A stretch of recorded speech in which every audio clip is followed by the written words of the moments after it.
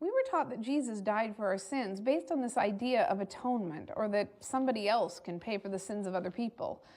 For the first time, after going to church basically my entire life, I considered the idea that God sent his Son to earth to suffer and die for our sins.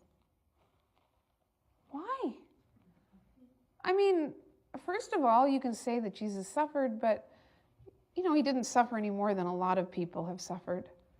I could think of examples in my own family. My brother Mike, who had cancer, he suffered unspeakably for a very long time. Eyelids freezing open and his eyes drying up. Canker sores all over his throat and he couldn't swallow. Weeks and then months of gut-wrenching vomiting and nausea before he finally died. So, okay, Jesus suffered.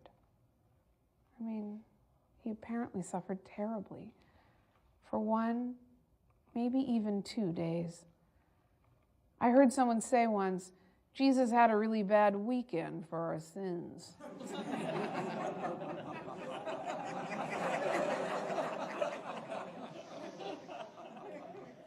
thought, why would a God create people so imperfect, then blame them for their own imperfections?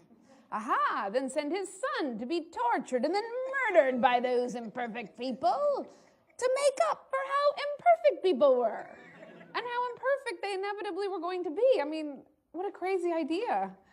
I looked at the crucifix, and for the first time, instead of seeing a symbol of transcendence and compassion, I saw a horrible execution device.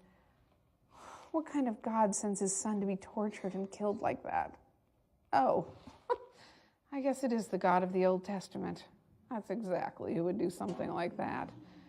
But then, when I looked at Jesus as just a guy, just a human, just an impassioned young idealist who, sure, lost his temper a lot, but who could also go on teary-eyed about loving your neighbor and helping the poor.